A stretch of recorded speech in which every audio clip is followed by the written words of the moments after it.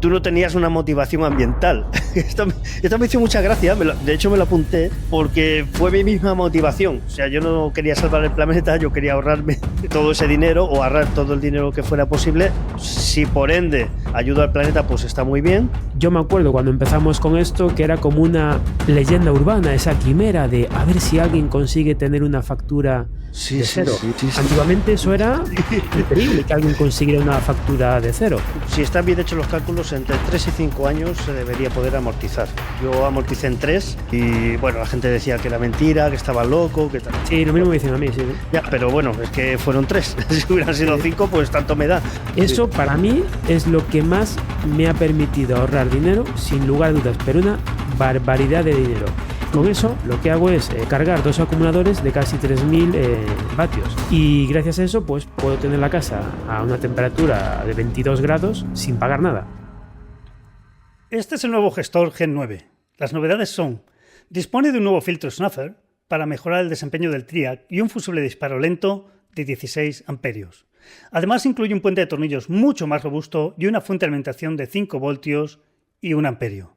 También dispone de salidas de control de relés externos en función de los excedentes solares, un pulsador lateral de control que te permite maniobrar sobre el SP32 y un SP32 con el firmware ya instalado que incluye una antena para mejor recepción de la señal Wi-Fi, conectores para una sonda de temperatura exterior, una salida gemela modulada para SSR y un sensor de control de temperatura para el TRIAC.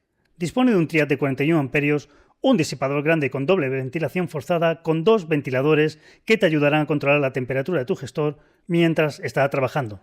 Además, tienes la entrada y la salida del cable de alimentación con presa estopas. Este es el nuevo Gen 9. Hola solares, buenas tardes, buenos días solares. Hoy tenemos un invitado que es el autor de este libro que tenemos por aquí. Así monté mi propia instalación solar desde cero, que se llama Manuel Guerra. Él es ingeniero de Linux, de sistemas Linux, y nos va a hablar un poco de su libro. Y primero, antes de empezar, sí que quisiera disculparme porque esta entrevista la teníamos agendada hace como 2 años. Como 2 años aproximadamente, pero yo tuve problemas de salud, después tuve problemas familiares y ya sabes que estuve 1 año con el canal parado, que no estuve publicando durante 1 año. Entonces, primero, mis disculpas también a vosotros solares porque he hablado mucho de este libro en mis redes, pero nunca había tenido ocasión de traer a Manuel al canal. Reitero las disculpas y bienvenido, Manuel. Hola, buenas tardes, buenos días. Pues un placer, como no, estar aquí en este canal, que para mí fue uno de los que me impulsaron a hacer la instalación de energía solar en mi casa con mis propias manos. Así que mira, se cerró el círculo. Ahora estoy aquí en el canal que me ayudó a hacer la propia instalación en mi casa. Pues sí, la verdad es que, hombre, me alegro que te ayude porque la función del canal, de hecho, solares, vosotros los que seguís el canal sabéis que arriba en el epígrafe pone canal no profesional. No profesional, esto es para gente aficionados y frikis de esto del sol, o sea que aquí hay muchos profesionales, yo lo sé, en las redes sí que siguen el canal, pero el canal nació como algo no profesional dirigido a personas no profesionales del sector. Esto quiere decir que hablamos con un lenguaje muy llano acerca de todos los términos tecnológicos y evitamos hacer las cosas complicadas, vamos a lo sencillo, siempre. Como decía, Manuel publicó este libro y a mí me gustó, como ves, Manuel, lo tengo muy estudiado porque es un libro que yo lo tengo muy de referencia porque sí es cierto que tú ya lo publicaste cuando yo ya tenía mi instalación hecha, pero todos los puntos que tienes en el índice son los puntos que yo seguí. O sea, realmente yo seguí cada uno de esos puntos cuando hice mi instalación y me hice el mismo tipo de preguntas que tú te haces en el libro y busqué las respuestas que tú también das en el libro y esto me pareció muy curioso. De hecho, ya ves, lo tengo súper señalado porque hay veces que repaso temas aquí, ¿eh? O sea, que no es broma que lo suelo mirar no todos los días, pero una vez cada par de meses lo abro y repaso algún tema porque me interesa. Y cuéntanos un poco tu instalación, porque según he visto en el libro, no sé si lo has actualizado, lo tienes todo eléctrico en casa, ¿cierto? Claro, yo el problema que tenía es que principalmente la calefacción en mi casa era con acumuladores de estos cerámicos, que bueno, cada acumulador a lo mejor lleva 3.000 vatios de potencia. Y eso lo que hace de noche, pues con la antigua tarifa nocturna, cargaba eléctricamente esos bloques cerámicos, se calentaban y después durante el día pues iban enfriando. El problema es que eso, cuando la electricidad empezó a subir de precio, llegué a tener facturas de casi 2.000 euros anuales. Bueno, mensuales, perdón, efectivamente. Entonces eso pues ya era mucho dinero. Entonces lo que empecé a valorar fue pues montar una instalación que me permitiera cargar esos radiadores, esos acumuladores eléctricos, para poder tener calefacción barata. Entonces estuve buscando distintas tecnologías y al final me decanté por un inversor Huawei de 6 kilovatios y 2 strings de paneles de 540. Al final, pues haciendo cálculos, viendo cuál era la mejor orientación, dentro de las posibilidades de mi tejado, pues también lo hay que decir, no todo es perfecto, pero bueno, al final uno lo puse coplanar en una estructura de teja y el otro en una estructura plana, pues soldé unos pilares metálicos a una inclinación que yo considere que era la adecuada y ahí puse 2 líneas de paneles. Además, vi que el inversor normalmente en verano se calentaba mucho y le suplementé con unos sistemas de ventilación. Es decir, cuando pasa de 40 grados el inversor, automáticamente se encienden unos ventiladores para que se pueda refrigerar. Y todo esto gestionado, controlado por un sistema domótico que es Home Assistant, que me permite desde el teléfono móvil o desde un ordenador, pues tener todo perfectamente controlado con la telemetría y decidir cuándo entran los radiadores, etcétera. Y por supuesto, el derivador de excedentes, que ahí Francisco puede hablar mucho del derivador. A mí principalmente, ahí está, tal cual. El gestor funciona así. Toma datos para saber si sobra energía solar y lo deriva de forma automática a una carga resistiva, como puede ser un termo de agua eléctrico. A diferencia de un enchufe inteligente, que es todo o nada, el gestor modula la potencia de salida. Es decir, si sobran 100 vatios, envía 100 vatios al termo de agua. Si sobran 500, envía 500. Y si ahora sobran 1500, entonces envía 1500 a tu termo. Si pasa una nube y ahora solo sobran 300, entonces cambia y envía exclusivamente 300 vatios al termo eléctrico. Esto hace que el control de excedentes sea mucho más eficiente y puedes aprovechar mucho mejor tus excedentes solares. Bueno, este es el Gen 9, tú tendrás un Gen 6. El anterior, sí. Eso para mí es lo que más me ha permitido ahorrar dinero, sin lugar a dudas, pero una barbaridad de dinero.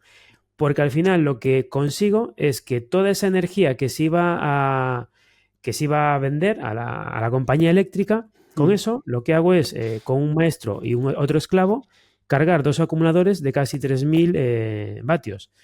Voy igual un poquito al límite de su potencia, pero bueno, de momento no he tenido problema. Y gracias a eso, pues puedo tener la casa a una temperatura de 22 grados sin pagar nada. Yo desde que hice la instalación eléctrica, como ya sabréis, no pago electricidad. Eso, yo me acuerdo cuando empezamos con esto, que era como una leyenda urbana, esa quimera de a ver si alguien consigue tener una factura de cero. Sí, antiguamente eso era increíble, que alguien consiguiera una factura de cero. Sí, la yo conocí un chico donde estaba en Lleida, sí, David. Sí, exactamente. David consiguió una factura cero hace 4 años o así, o más. No, antes de la pandemia, sería 2018. Sí, brutal. Es cierto, era una quimera buscar la factura cero, sí, es cierto. Perdona, continúa. Y eso sobre todo era la búsqueda de la factura cero, eso además de una batería virtual. Yo en mi caso, pues bueno, en vez de comprar una batería física tradicional, yo lo que hago es utilizar los acumuladores cerámicos como baterías. Es decir, los cargo durante el día, sería al revés, y después durante la noche siguen expulsando calor. Como toda la energía que genero pues ya va directamente a los acumuladores, pues esas serían mis baterías que tengo ahora mismo, baterías analógicas, por decirlo así. Entiendo que el agua caliente es el mismo proceso. Sí, efectivamente, el agua caliente, también tengo un termotanque de 120 litros, lo que pasa que este no lo tengo con el FreeDS, no lo tengo con el gestor, lo tengo directamente con un Shelly que se controla desde el Home Assistant. Es decir, cuando me voy a duchar ya mide las temperaturas, porque le metí una sonda de temperatura. Eso, bueno, en principio hay que tener cuidado al hacerlo, ya que hay que hacer un agujero físico en el propio termotanque. Pero bueno, le hice un agujero, le metí una sonda de temperatura que mediante otro Shelly controla la temperatura interna del agua. Entonces, cuando detecta que baja, pues ya automáticamente entra electricidad, da igual que sea de día, de noche.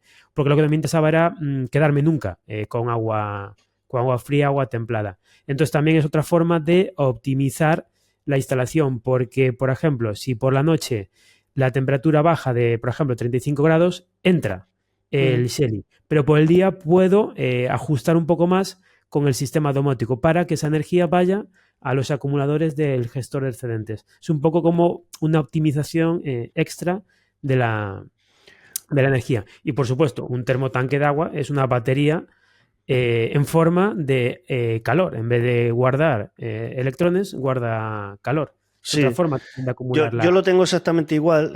Lo que pasa es que en mi caso, mi gestor de excedentes maestro está en el termo de agua y ya con la nueva versión de firmware del gestor, con la nueva versión Fritz del firmware, todas estas soluciones de no quedarte sin agua caliente ya están resueltas. Piensa que han pasado varios años desde que Sí, el sí. modelo que tú tienes, entonces ya sí que detecta si baja de una temperatura, se pone directamente bypass, o si tú le dices cuando llegues a 60 grados, paras, y cuando bajas de 55 vuelves a calentar. Todo esto ya está resuelto, incluso por horario. Dentro de esta franja horaria me calientas incluso la potencia con la que quieres calentar. Te conectas a red y me calientas al 50% de la potencia todo esto está ya muy trabajado en el firmware. Y quiero decir que ya podrías tener un gestor maestro que te hiciera todo esto que te está haciendo el Shelly, y además, cuando acabe su trabajo, que empiecen a trabajar los esclavos. Claro, es muy interesante. Yo solo tengo configurado en los acumuladores, porque no todos los días hace sol. Mm, Imaginaros 3 días de lluvia, la casa se quedaría fría. sí, Entonces también está configurado para que durante la noche, en unos tramos de horas, para que tampoco se pase de la potencia contratada, las más si, económicas, sí. si efectivamente, si a 1 hora de la noche el termo de calor o el acumulador no ha llegado a una temperatura, que haga un bypass, efectivamente, y entre. Pero claro, entra con toda la potencia. Yo no tengo la versión esta que comentas, que la tengo que mirar, de que puede entrar a lo mejor con el 50 o el 60% de... Sí, te puedo pasar la nueva versión y se la cargas y no tendrás ningún problema. Es muy interesante. Ya sí puedes controlar mejor todo lo que es la, Claro, la carga. Yo lo tengo exactamente igual, con el termo, y después cuando acaba el termo ya empiezan los acumuladores, porque tengo exactamente lo mismo que tú. Tengo acumuladores con piedra y lo que tú dices, es muy exigente, se lleva mucha energía. Entonces consigues tener, pues eso, 20, 22 grados, siempre y cuando no tengas una semana claro. rara, que entonces no queda otro remedio que consumir. A diferencia de ti, yo tengo batería física, que ya hablaremos más tarde. Entonces, tú comentabas dentro de las características que tenías todo eléctrico, que pagabas al año unos 1.500 aproximadamente de luz anual. Como no tienes gas, pues era todo tu gasto de energía. Yo estaba Exactamente, no tengo gas. en el 2016, 2017, yo estaba en unos 2.200, más o menos. Entonces yo tenía que hacer algo, porque Claro, sí. era mucho dinero y tenía que hacer algo. Sí que es cierto que con el tiempo yo he ido variando y ya no uso tanto los acumuladores como las bombas de calor, que son más eficientes. Entonces una bomba de calor me va a consumir 3 veces menos y me da 3 veces más de calor. Entonces últimamente estoy dando prioridad a las bombas de calor sobre los acumuladores. Y una cosa que me gusta que comentas en el libro es que tú no tenías una motivación ambiental. Esto me hizo mucha gracia, de hecho me lo apunté, está en una de las lengüetas por aquí que tengo, porque fue mi misma motivación. O sea, yo no quería salvar el planeta, yo quería ahorrarme todo ese dinero o ahorrar todo el dinero que fuera posible. Si por ende ayuda al planeta, pues está muy bien. Pero sí que me gustó la sinceridad que dices en el libro, porque todo el mundo intenta venderlo con no, yo es que quiero ser el más. Al final somos todos muy egoístas y lo primero que queremos es ahorrar. Sí, con ese ahorro además ayudamos al planeta, pues bien, ¿no? Pero no es la principal motivación. Y yo lo agradecí mucho cuando lo leí en el libro.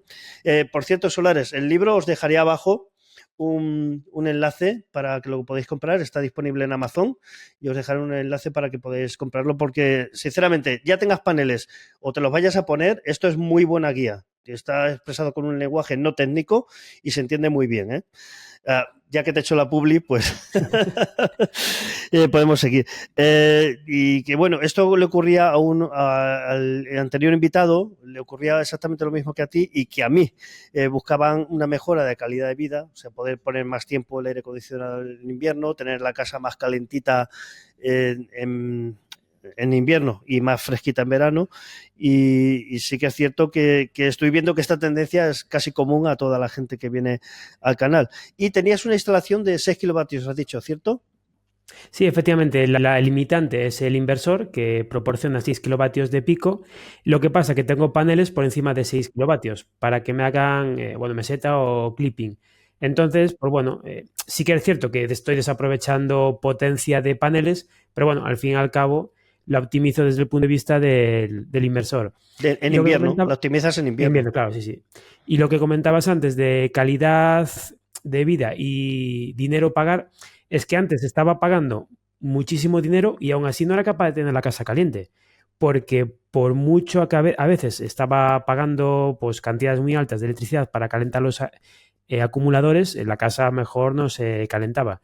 Sí que es cierto que efectivamente, como tú muy bien apuntas, yo en el salón de casa no tengo acumuladores, tengo una bomba de calor que es más, obviamente es mucho más eficiente la bomba de calor porque se enciende y apenas con 1500 o 1600 vatios pone la temperatura muy bien. Y después también tengo una estufa de pellet, que es un poco lo que utilizo para mantener todo el tiempo a una temperatura estable.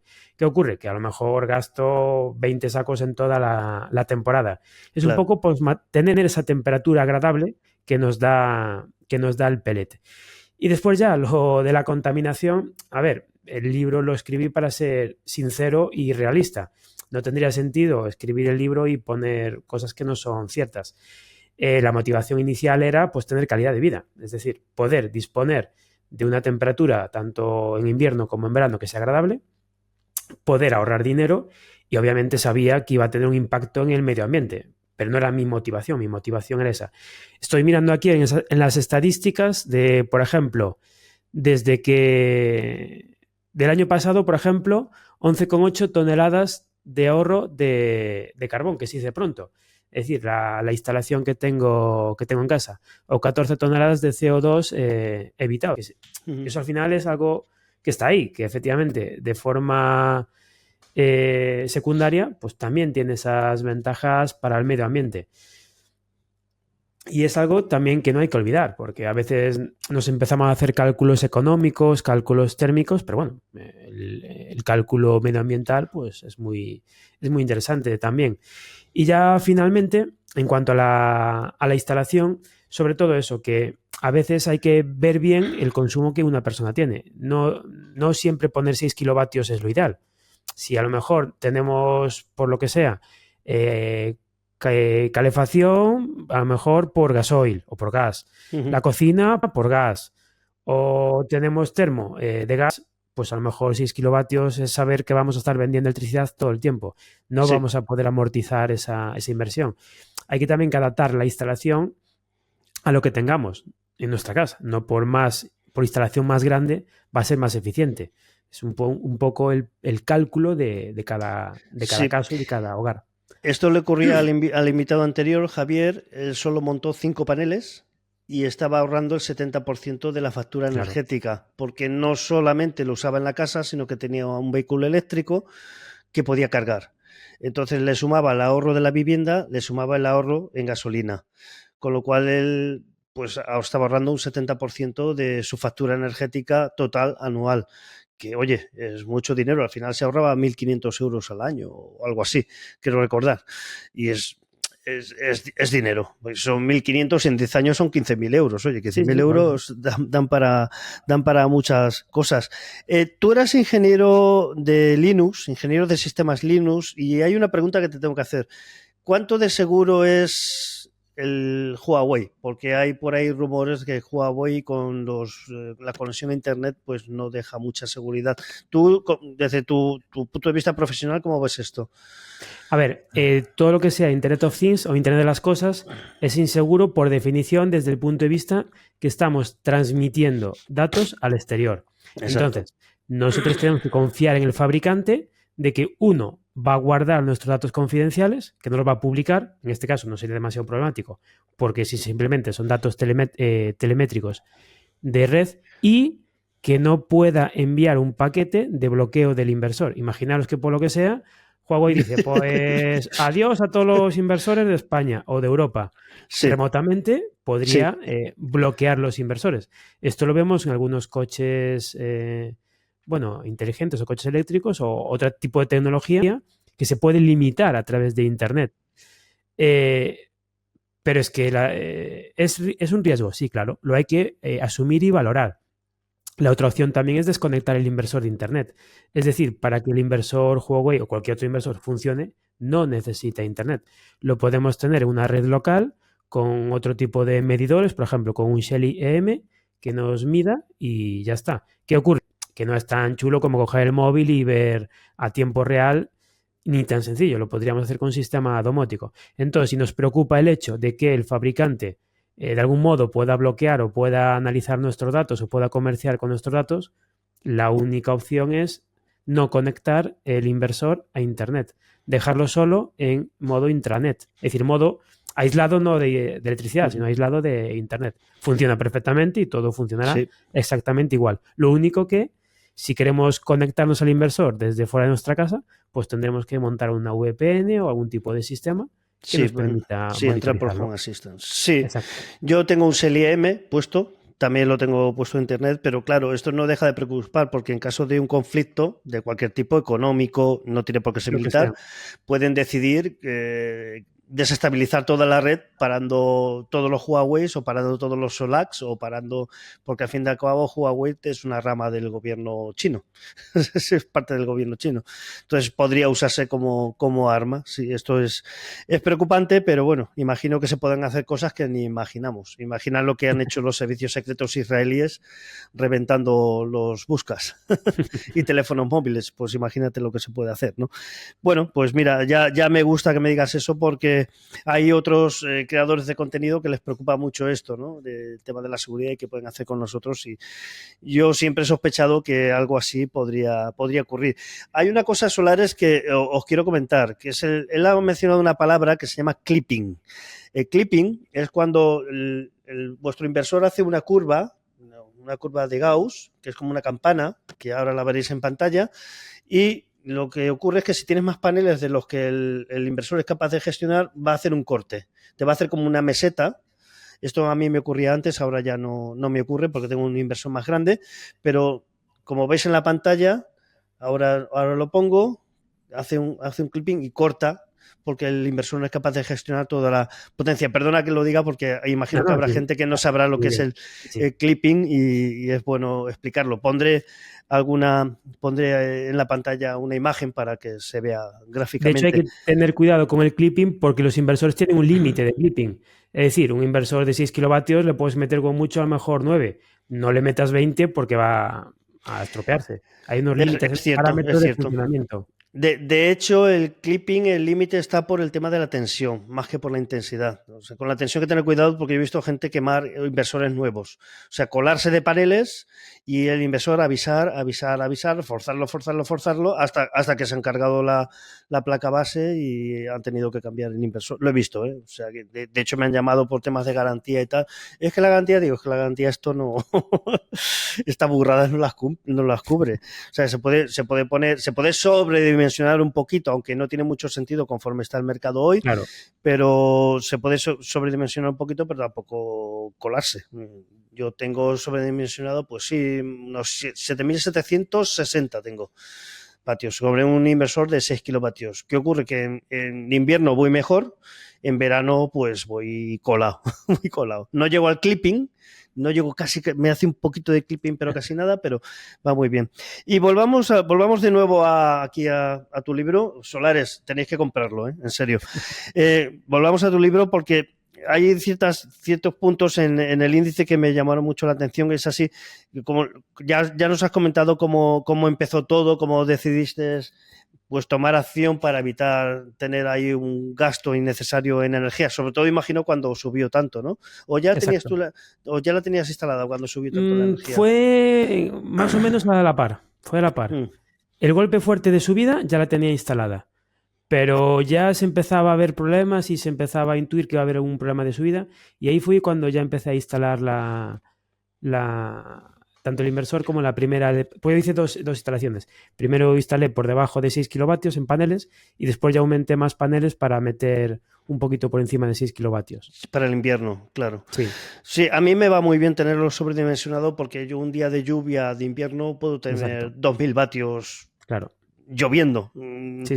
Que aunque no te da para todo, pero te da para todos los consumos fantasmas, ordenadores, más o menos te da para casi todo, no para guardar, pero para calentar el agua caliente. Y más a más, luego reforcé con unos paneles en el patio. Estoy muy enfermo. Pues estaba mirando la pared del patio. Hice la cuenta. Ahí hay metros cuadrados. Había 2 megavatios ahí. Digo, pues yo los quiero. A mí. Y puse, nada, ahora que están tan baratitos, compré 4 paneles con unas estructuras y 2 microinversores. Claro. Y 2 megavatios más. Oye, pues, ahí está.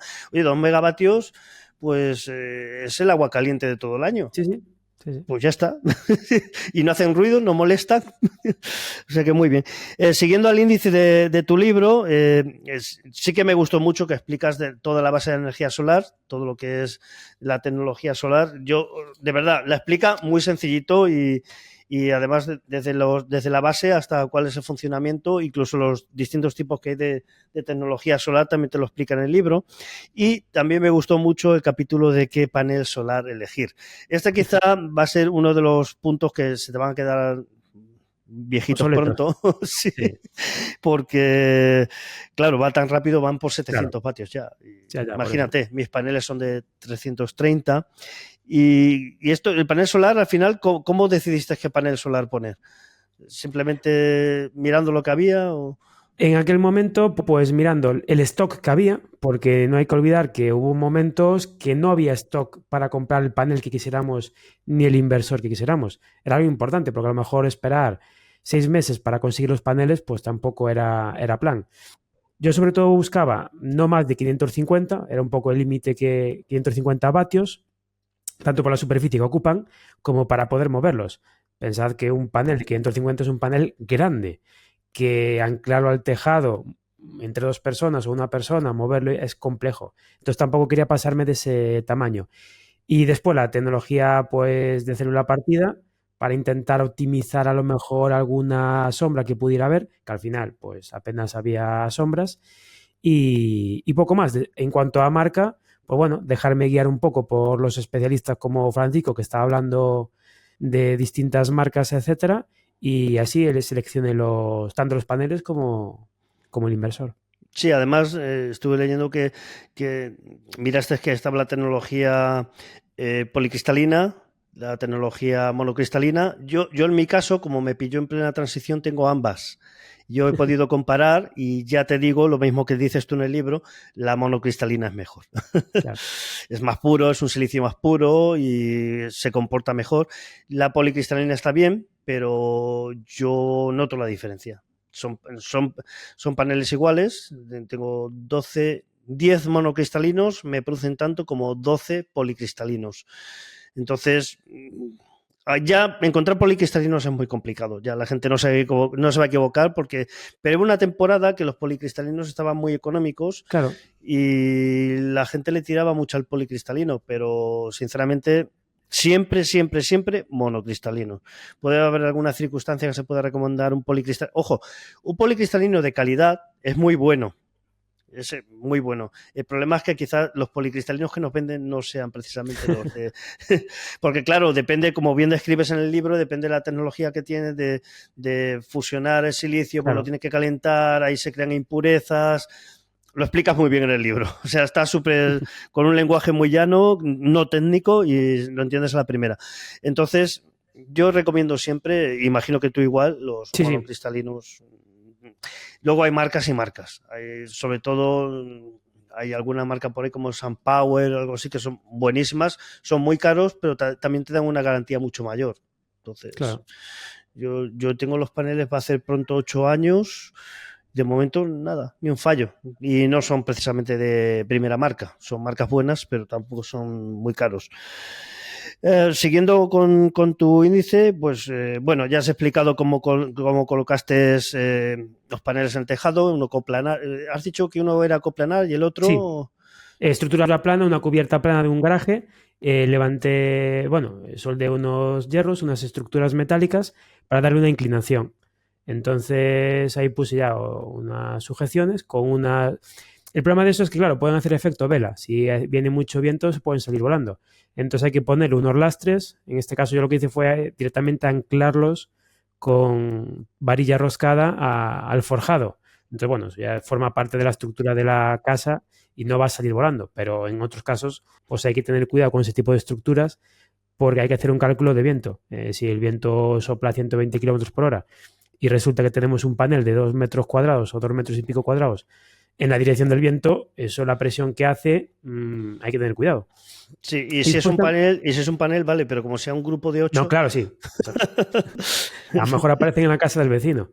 Entonces, bueno, mejor Sí, cuidado con es esas que cosas. he visto Muy muchos peligroso. volar y es peligroso porque Sí. son muchos kilos volando y puede caer encima de un coche, que es lo mejor que te puede pasar, o en la calle. Y es Pero como cristal, caiga al final puede cortar, puede causar lesiones muy, muy graves. Sí. Y eso pesa, que cada Claro, panel sí. son 25 o 20 y 30 pico kilos, sí, kilos. sí. Como sean 5 paneles, te caen 100 y pico kilos encima. Sí, sí. Hay que tener cuidado con esto. Solares, para los que no tengáis mucha idea de las estructuras, existen varios tipos de estructuras, que son las que están inclinadas y las que van a ras del tejado. Yo, por ejemplo, tengo las que van a ras del tejado precisamente por lo que él dice. Yo no dormiría tranquilo pensando que puede venir un viento y llevarse los paneles. Entonces, preferí montar 2 o 3 paneles más y ponerlo a ras de tejado que no levantarlos. Cada uno puede tomar sus elecciones, pero yo duermo más tranquilo de esa forma. Entonces, recuerda, hay varios tipos de estructuras. Hay estructuras para chapa, hay estructuras para terraza, para tejado, para distintos tipos de tejado. Hay bastantes tipos de estructuras y esto lo podéis encontrar en cualquier fabricante. Tienen catálogos online, que son, por ejemplo, Sanfer, que es una marca que yo trabajo mucho, que es de Valencia, y estos tienen un catálogo muy amplio con todo tipo de estructuras. Lo que no es recomendable en cualquier caso es montar una estructura de herrero, porque no están certificadas y puedes tener problemas con industria. Entonces, lo mejor es comprar una estructura certificada de alguien que ya le haya hecho las pruebas de viento y todo esto, para que no te pongan problemas en industria ni en el ayuntamiento, ningún tipo con la certificación. Porque si montas una estructura de solución única, que son las que te montas tú mismo, pues puede ocurrir que te digan, no, esto me lo tienes que certificar. Y entonces te sale más caro que comprarte una estructura. Y los precios que tienen no justifican. Volviendo al índice que tenías,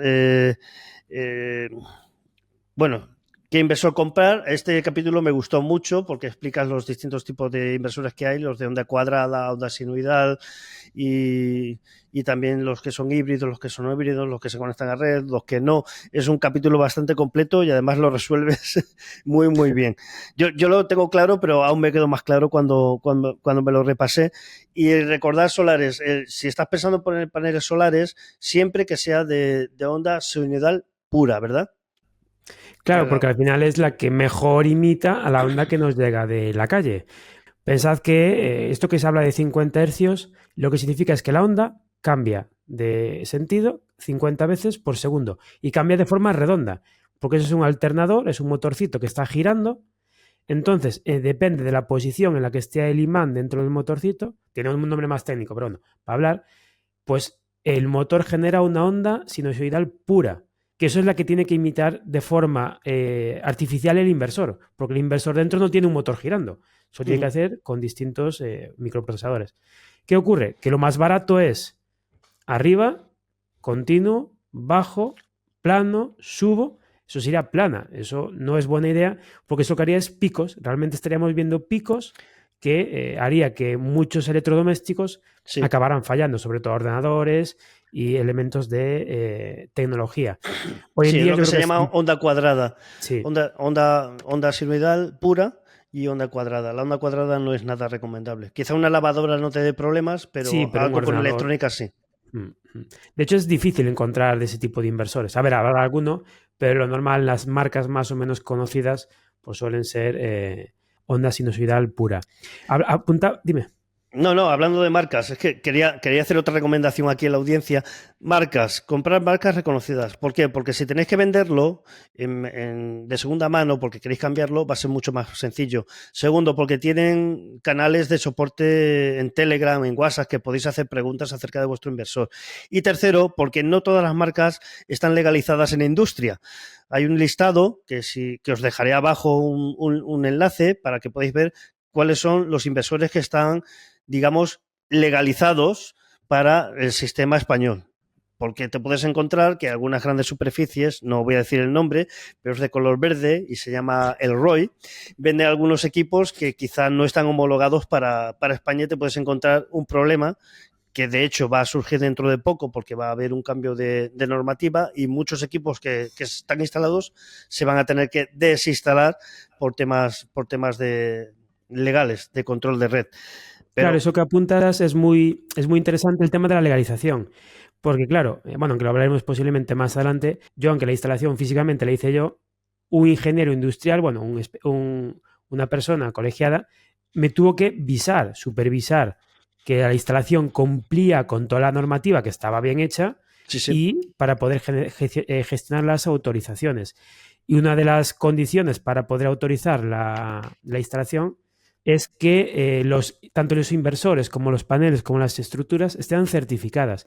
Y eso se necesita que una documentación que viene con el inversor, que es el que hay que aportar a industria. Si nuestro inversor no tiene esa tecnología o no tiene esa certificación, no vamos a poder legalizar la instalación, no vamos a poder cobrar subvención, ni vamos a poder vender excedentes. Y aparte que es ilegal tenerla.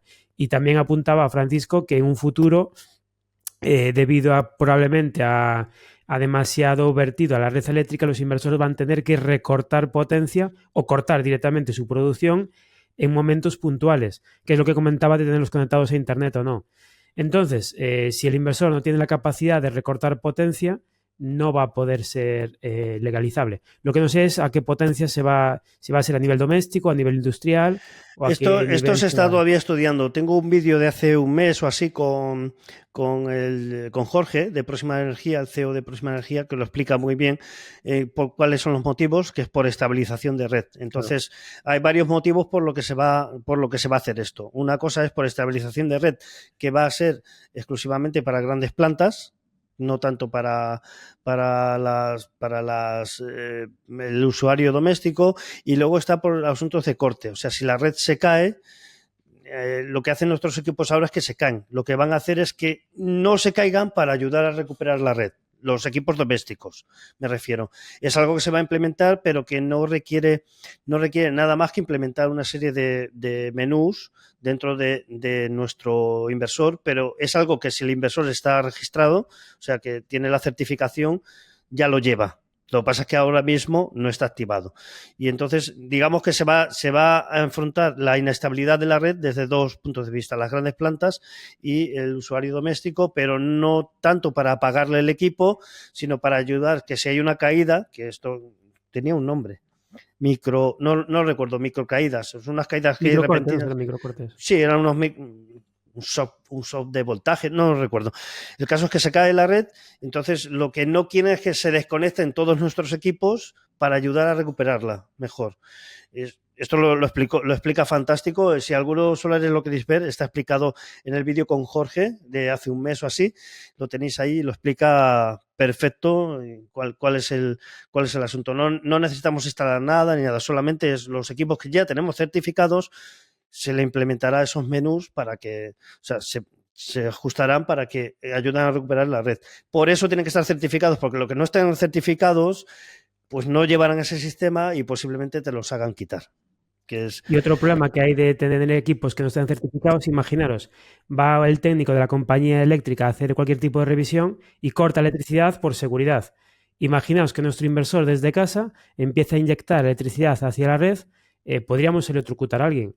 Entonces también se necesita ese tipo de control y volviendo al tema de los inversores híbridos, el inversor también nos puede permitir, para si hay un corte eléctrico del exterior, mantenernos con electricidad dentro de casa. Esto es un poco más complicado, pero por ejemplo muchos inversores actuales lo que permiten es detectan cuando hay un corte eléctrico y la única condición que existe hoy en día es que se corte la conexión hacia el exterior.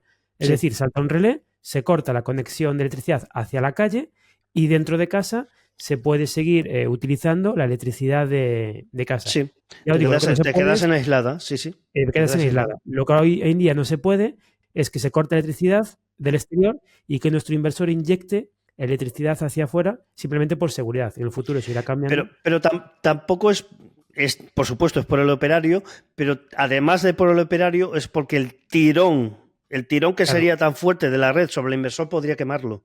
Claro. Por eso se llama sistema anti-isla. O sea, si se va a la red, se cae el inversor.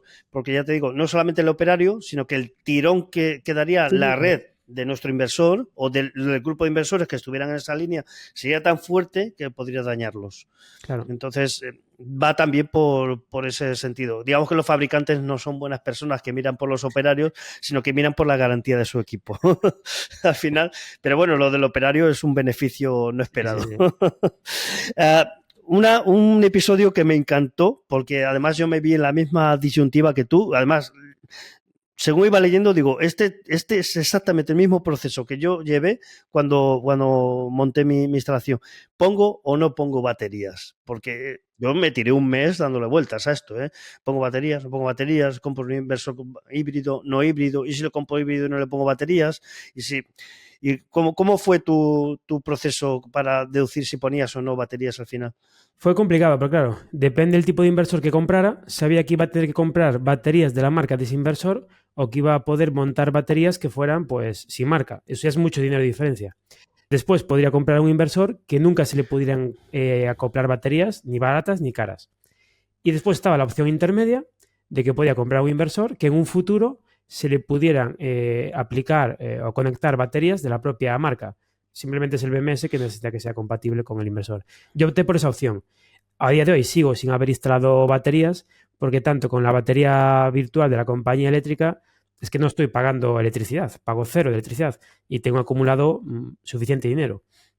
Entonces no tengo esa necesidad de instalar baterías.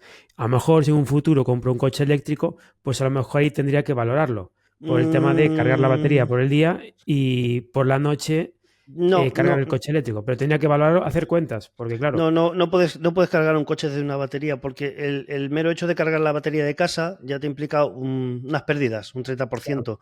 Si después vas a cargar el coche es otro 30% de pérdidas, ya vamos por el 60%. Entonces sí que puedes cargar el coche eléctrico, pero desde los paneles, cuando haya sol. Pero desde baterías yo no lo recomiendo porque te vas a perder el 60% por el camino. Claro, por eso es lo que te estaba diciendo. Había que hacer cálculos. Yo creo que no salen esos cálculos. Pero bueno, cada uno que haga con su dinero. Pero si vas a cargar en horas de sol, no hay ningún problema. Enchufas y a cargar. Porque ahí no tienes más que las pérdidas de la primera carga. Exactamente. A ver, he dicho un 30%, no quiero mentir. Pero bueno, por ahí anda. Es que al final pensad que hay que hacer un cambio a un estado de batería y otro estado de batería que es la del coche eléctrico. Entonces, eso son conversiones que va haciendo. Del panel al inversor, del inversor a la batería, de la batería a la otra batería del coche eléctrico. Cada cambio de energía o cada cambio son pérdidas en calor, en eficiencia, en todo. Claro, exactamente. Por eso digo que en mi caso, todos los cálculos que hice no me salía a cuenta comprar baterías. Además, que es que no me aportarían económicamente nada. No quiero decir con esto que las baterías no sean buena idea. Simplemente digo que hay que valorar el caso concreto de cada domicilio o cada instalación. Claro, y habrá instalaciones que sí, que sean muy interesantes. Yo, por suerte, puedo meter todo el consumo de día. Es decir, las lavadoras, hago la comida de día, caliento el agua de día, pongo la calefacción de día. El consumo nocturno es mínimo. Y si algún día llueve, pues bueno, tengo ese remanente de la batería virtual que me lo salva. Entonces, de momento, no me lo he planteado en su día, pero ahora mismo no es algo que esté entre mis prioridades, ni mucho menos.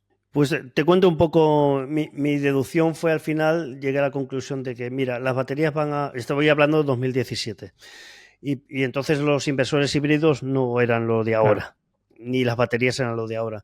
Y yo pensé, digo, esto va a evolucionar, voy a poner el equipo más sencillo, monté un Solax de 4,6 con mis paneles y a tirar millas. Y en 3 años lo tenía amortizado y a partir de ahí a ganar dinero. Después ya el año pasado pues ya me monté un Solax híbrido con 12 kilovatios de batería. 12 kilovatios que por supuesto en invierno no cargo. Claro. Entonces tengo un vídeo por ahí que explico cuál fue el cálculo por el cual llegué a la conclusión de que 12 era el tope que yo podía montar, porque total, si no los cargas, ¿para qué? Como si tienes 2000 kilovatios en batería. Si solo vas a cargar 5 kilovatios, ¿para qué quieres Claro. eso? Entonces sí que es cierto que durante 8 meses aproximadamente sí que los cargo. En primavera menos, en otoño menos, pero en verano todos los días y me sobra para exportar. Y esto me permite, gracias a la batería virtual y la batería física, que prácticamente vivo desconectado. Cuando se acaba el día, mi batería hoy, por ejemplo, he mirado que tampoco era un día especialmente soleado, estamos en noviembre ya, y tenía el 75% de la batería. Pues bueno, tengo para pasar la noche. Tampoco, mañana pues ya saldrá el sol y a cargar otra vez. Tampoco es, pero que no llego a cargarla al 100%. En este caso, pero sí que aumenta mucho mi eficiencia porque ahora ya no dependo de la red. Cuando llegan las horas caras, he guardado durante el día, y cuando llegan las horas caras, que eso es algo que quizás la batería virtual no tiene, estoy tirando mi batería física. No estoy tirando de la red, porque es cierto, y tú sabrás, y todo el mundo que tiene batería virtual lo sabrá, cuando exportas, pues te dan 3-1 o 5-1, Sí, o sea, cada 5 kilovatios que envías te devuelven 1, más o menos, depende de la compañía. Entonces, claro, eso es una pérdida de eficiencia muy grande. ¿Qué ocurre con la batería física? Pues que guardo 1 y tengo 1. Entonces es mucho más eficiente. Problema, que es más inversión y dentro de 10 años pues no servirá para nada porque se habrá acabado la vida útil. Pero según mis cuentas, habré ahorrado lo suficiente como para comprarme otra batería que imagino que será mucho más eficiente, mucho más económica y posiblemente habrá inversores también mucho mejores. Entonces yo he seguido esa política, o sea, he pensado que, y creo que acerté, que la tecnología iba a avanzar y que llegaría a un punto de que sí sería rentable. Y sí, llegó como, 17, 18, 19, 20, 21, 22, 23, 8 años después, pero llegó 8 años después, pero llegó. O sea, imagino que cuando estas baterías ya estén viejitas, pues habrá otras tecnologías mucho mejores, más eficientes. Es lo que pienso. Volviendo a tu índice, tuviste que modificar, tienes un capítulo de modificación de la red eléctrica de la casa. ¿Tuviste que modificar mucho, tocar mucho tu instalación eléctrica? Fue simplemente porque había cosas que no me gustaba cómo estaban diseñadas. Es decir, lo que hice fue segmentar mucho más la parte de enchufes, la parte de habitaciones, etcétera. Pero bueno, a lo mejor había muchos cables que salían de los distintos conmutadores. Le puse peines, que me gusta más, queda más elegante con peines, más bonito. No es necesario para hacer una instalación en energía solar. Simplemente que ya que me ponía, pues lo dejaba bonito. La única diferencia fue llevar un cable con el suficiente sección del inversor al cuadro principal y poner el medidor. Y poner tanto el diferencial como el de el magnetotérmico. Eso fue la instalación en cuanto al cuadro principal. Después, en cuanto a los paneles solares, pues sí que puse un protector sobre tensiones, si acaso cae un rayo, o yo qué sé, el panel falla y genera un cortocircuito, y derivación a tierra. Si pasa algo que deriva a tierra. Siempre y además lo que hice, que esto sí que ya sé que va a haber discusión por este tema, el tema de conectar los paneles a tierra directamente. Hay, distintas formas de verlo. Hay personas que dicen que si conectamos, la estructura del panel física, el marco del panel, el metal, si lo conectamos a tierra podemos hacer que atraiga más a los rayos porque al final estamos haciendo una conexión a tierra de un panel solar. Entonces tenemos más riesgo de que caiga un rayo en nuestra instalación. Pero si no conectamos la estructura a tierra, si hay un cortocircuito y estamos en el tejado, nos podemos electrocutar, que tampoco es buena idea. Entonces, yo al final opté por una opción intermedia que es poner una llave de paso, es decir, una llave de estas cortacorrientes de batería industrial de barco, así de grande, Y eso cuando subo al tejado, obligatoriamente, es como esto de los aviones que llevan un cartel grande. No puedo subir al tejado, es decir, el sitio por dentro del tejado está eso. Entonces visualmente tengo que girar la llave para cerrar el circuito, para que si en ese momento hay un cortocircuito se derive a tierra automáticamente. Y el resto del tiempo lo que son la estructura de paneles, no el sistema que lleva toma de tierra obligatoriamente. La estructura de paneles estaría desconectada a tierra. También a la hora de poner la tierra no es buena idea conectar la tierra del sistema a la tierra de la casa, al cuadro de la casa. Es decir, es mejor meterlo a la salida del cuadro de la casa. A la salida, claro. Claro, es que no a cualquier enchufe, no. Claro, es que he visto instalaciones... A la que entra desde fuera. Claro, he visto instalaciones que la tierra del inversor lo meten a un enchufe. Mala idea, pero no. Porque ahí estamos metiendo el pico de tensión a nuestra casa. Hay que meterlo en la entrada general de tierra. Exacto. Y asegurarse de que esa tierra está bien. Y funciona. Porque a veces llega el cable, que me ha pasado a mí, que llega el cable, porque sabes que yo tengo una emisora de radio, ¿no? Entonces monté la antena y cuando tocaba la antena me daba 100 y pico voltios.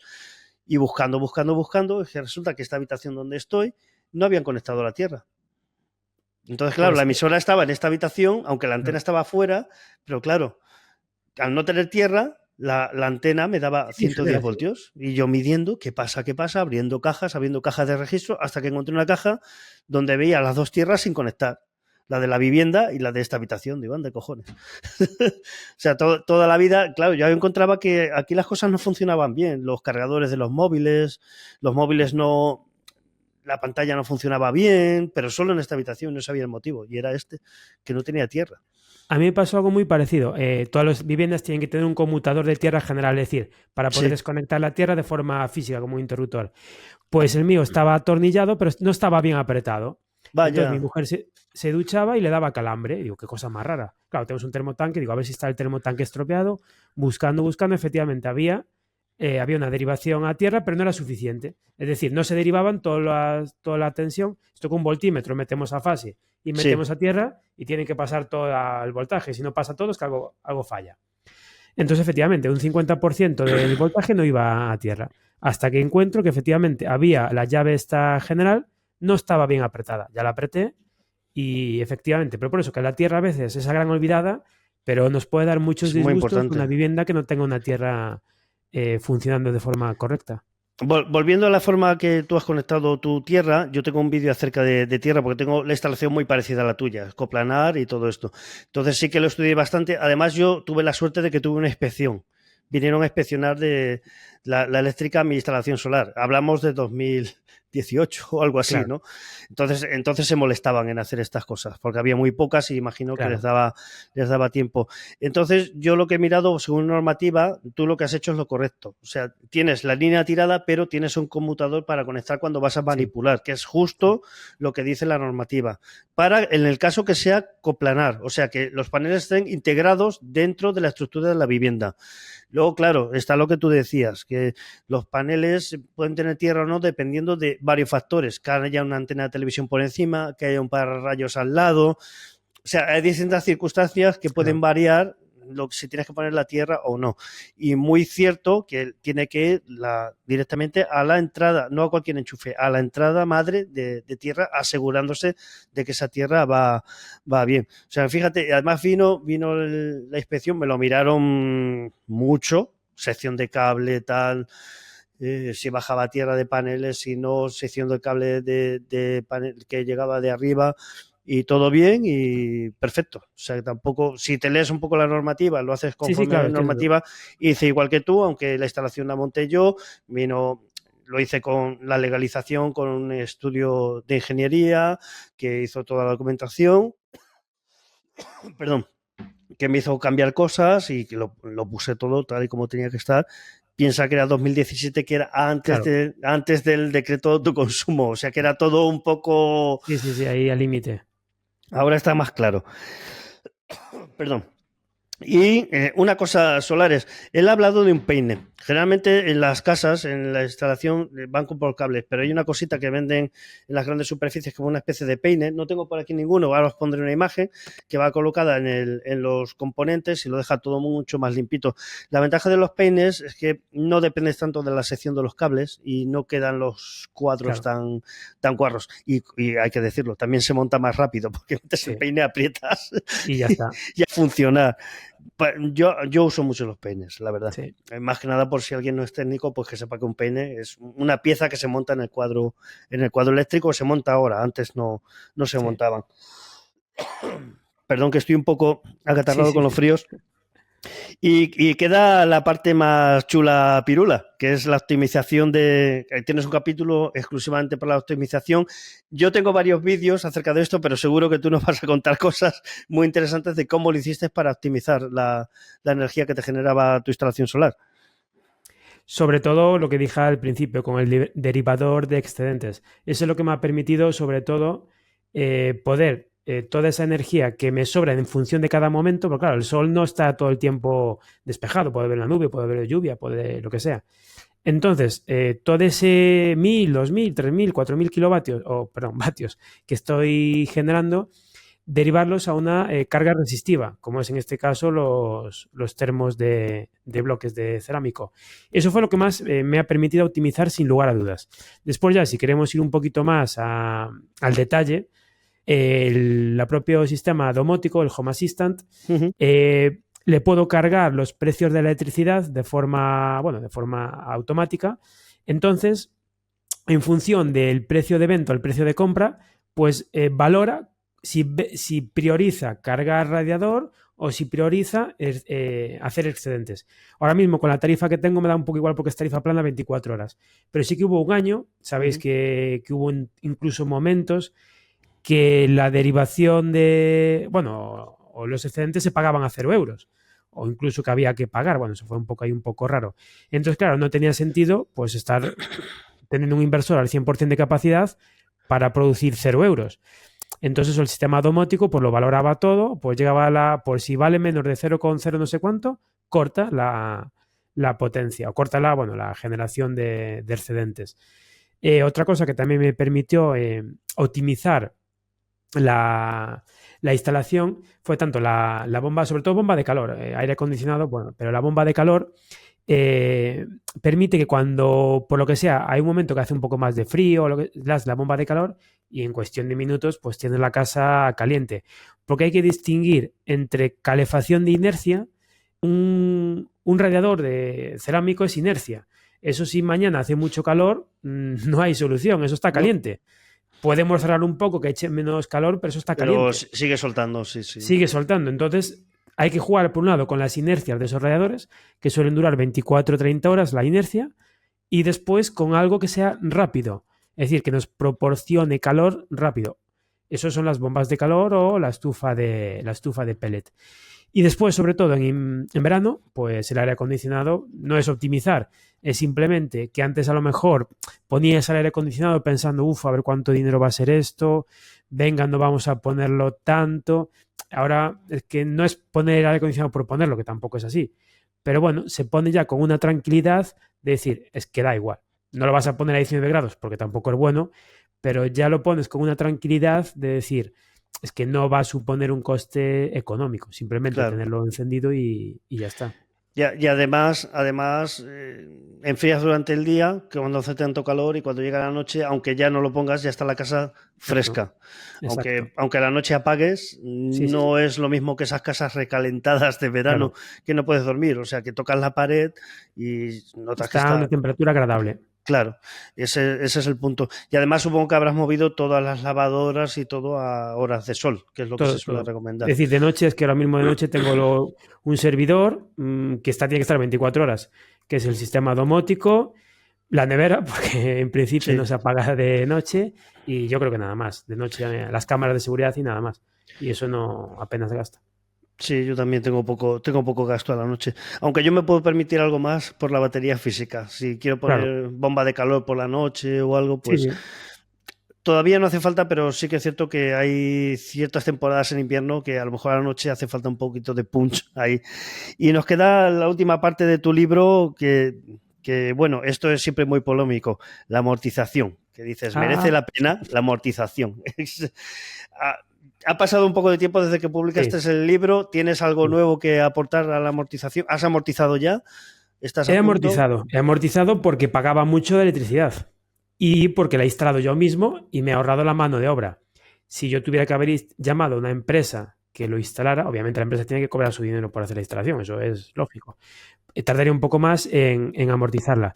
El principal problema que tuve, que esto ya es un poco de chismorreo, de cotilleo, fue un problema con la legalización de mi instalación, bueno, con la subvención de mi instalación. Yo tenía derecho a una subvención de, 3.500, no me acuerdo, 3.500 o 4.000 euros. La presenté porque tenía derecho a presentarla. Y la persona, el ingeniero que me hizo el documento, que es un montón de parámetros que hay que escribir, tuvo un error. Resulta que la condición para la concesión de la subvención es que haya un autoconsumo superior al 80%. Sí. Mayor, el símbolo mayor para un lado, sabemos todos qué símbolo estamos hablando, mayor, menor, pues se confundió y puso el símbolo al revés. Menor. Por cambiar ese símbolo en el documento, yo no me di cuenta, la verdad, yo mandé el documento tal cual me lo mandó él y no me di cuenta.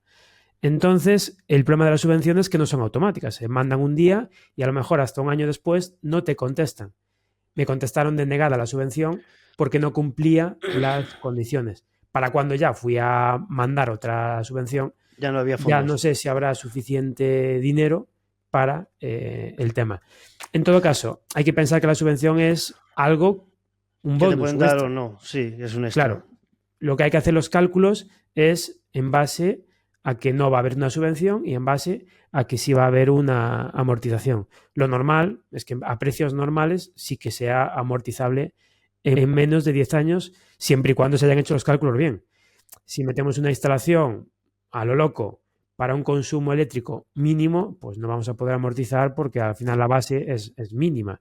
Entonces, si los cálculos están bien hechos, no sé si tú opinas un poco distinto, pero yo creo que si los cálculos están bien hechos, en un plazo realmente corto de tiempo se puede, no digo ganar dinero, digo amortizar la inversión con una calidad de vida, porque todo ese tiempo que ya estamos disfrutando los paneles se vive no por dinero, sino por temperatura en casa y por otros condicionantes. Sí, para mi opinión, si están bien hechos los cálculos, entre 3 y 5 años se debería poder amortizar. Yo amorticé en 3 y, bueno, la gente decía que era mentira, que estaba loco, que sí, lo mismo me dicen a mí, sí. Ya, pero bueno, es que fueron 3. Si hubieran sido 5, pues tanto me da. Si tengo instalación solar para... Vamos, como yo digo siempre, son los primeros paneles que puse y por mi edad posiblemente sean los últimos, porque igual mis paneles me sobreviven, ¿no? Entonces, bueno, 3 años lo hice yo y luego, claro, con el dinero que seguía ahorrando, compré otro inversor, no cambié los paneles, pero compré otro inversor, baterías, y además como vendí el inversor antiguo también ahorré. Claro. Porque el inversor que yo tenía estaba todavía en garantía, porque tenía 10 años de garantía. Entonces, si lo vendía al 6º o 7º año, le quedaban 4 años de garantía aproximadamente. Entonces, además que se lo vendía a una persona que me había comprado otro inversor antes. Con lo cual, mira, genial. Bueno, pues, oye, pues muchas gracias. Hemos hablado muchísimo, es 1 hora aquí pegándole chapa. Solamente para finalizar, no sé cómo ves el futuro de la fotovoltaica, cuál es tu impresión y si crees que esto va a seguir así o que nos la van a quitar, que son capaces de quitárnosla. A ver, ojalá tuviera una bola del futuro y pudiera adivinar el futuro, porque a lo mejor me dedicaría a adivinar otro tipo de futuros, pero bueno.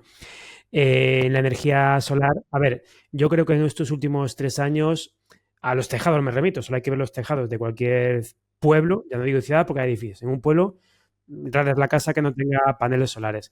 Entonces yo creo que la curva de crecimiento ya está muy arriba, es decir, no creo que vaya a seguir creciendo el número de kilovatios instalados al mismo ritmo que se hizo durante estos últimos 2-3 años. Yo creo que sí que se va a seguir instalando paneles solares a nivel doméstico. Uh-huh. En cuanto al tema del vertido de excedentes, quizás sea un problema. Porque, claro, si tantos inversores están vertiendo energía a la red eléctrica, hay que optimizar esa energía. Y no es infinito, porque decía así, al final el cable que va de nuestra casa al centro de transformación tiene una sección limitada.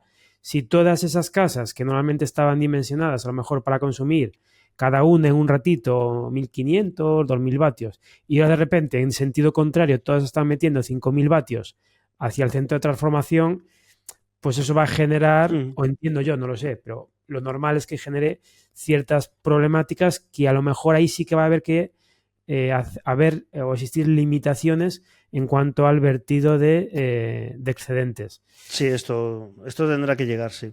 Que eso al final es física, no es algo... Es física, es... Si 20 viviendas están derivando 5.000 vatios, todas al mismo tiempo, porque todas están recibiendo el mismo sol, porque están en la misma zona, eso sí que puede ser un problema, que a ver cómo las compañías eléctricas lo solucionan. También ha permitido todos estos inversores que la gente se da cuenta de que tenía demasiado voltaje en su casa. Yo muchas veces en un grupo de Telegram, anda, que yo en mi casa tengo 245 voltios, Sí. ¿Cómo puede ser esto? A mí me pasó. Yo le tuve que poner reclamación a la compañía eléctrica y a mí en mi caso lo solucionaron rápidamente. En un mes vinieron y cambiaron lo que tuvieran que cambiar, la fase, lo que sea, y ya estoy en 230, 230 y pico, tranquilamente, normal. Eso tampoco es bueno estar a 245 ni a 200... Reduce la vida de los electrodomésticos. Sí, Claro, reduce. Por calor, sobre todo se calientan más y eso les reduce la vida. Y claro. es cierto que, claro, cuanto más instalaciones, cada inversor, por la tecnología, tiene que elevar un poquito la tensión para verter. Claro, un inversor, otro inversor, otro inversor, otro eso inversor. Sumando, el último que está en la línea se come todas las tensiones de los anteriores y te puedes encontrar, no, es que tengo 270 voltios. Es una barbaridad. He visto casos. Barbaridad. Entonces, por estabilización de red, yo creo que en el futuro habrá limitaciones. Y las baterías virtuales es posible que tengan ya también los días contados por este mismo motivo. Claro. Porque ya hemos visto que los precios de exportar en horas de sol, pues no solamente que están cerca a cero, sino que a veces son negativos. Claro. Con lo cual te cobran por exportar. Y por esto quizá la batería virtual, quizá no muy grande, una batería física quizá no muy grande, sea interesante. Más que para tener mucho guardado, para evitar las fluctuaciones. Porque ¿qué interesa más? ¿Guardarte esos vatios en horas de sol o exportarlos? Si desaparece la batería virtual, habrá que guardarlos, porque si no, no se da cuenta. Pero es algo que habrá que irse adaptando, imagino, según vaya evolucionando el mercado. Todavía no lo sabemos, suponemos que va a ser así por lo que va pasando, pero tampoco lo tenemos muy claro. Oye, pues muchas gracias, Manuel. Ha sido un placer tenerte por aquí. Y Solares, de verdad, os dejo abajo el link para el libro. Muy recomendado, tengas paneles o no los tengas, si te los vas a poner. Este libro es muy buena guía y es muy útil para tomar decisiones informadas de lo que te van a poner, por qué ponerlo, cómo calcularlo y cómo usar esa energía que vas a tener extra en tu sistema solar. Manuel, si quieres decir algo más o despedirte de la audiencia. Darte las gracias y a todas las personas que están viendo este vídeo. Os animo sobre todo a que si no tenéis paneles, que valoréis la opción de instalar paneles. Y al fin y al cabo, pues es una forma tanto de, el medio ambiente, ya hemos visto que era también una forma de ahorrar, beneficiar al medio ambiente, ahorrar dinero y tener una vida más confortable en nuestras casas. Así que bueno, como si estáis viendo este vídeo, me imagino que estaréis al tanto de lo que es la energía solar y la energía fotovoltaica, así que poco capacidad de convencimiento debo tener en este caso. Así que sin más, darle las gracias a Francisco por esta invitación. Y me lo he pasado muy bien y os animo a todos pues que os suscribáis al canal y que le pongáis me gusta. Un like enorme. Y recordad, gestor de excedentes, esto ayuda mucho a ahorrar. Es lo más importante de todo. Si mi libro tuviera que reducir en una cosa, lo reduciría en gestor de excedentes. Es lo que más dinero me ha ahorrado, sin lugar a dudas. Y no lo digo porque esté al delante, que yo él lo conocí gracias al gestor de excedentes. No lo conocí por otro motivo. Muy bien. Oye, pues muchas gracias. Y chao, Solares. Nos vemos. Adiós, hasta luego, chao.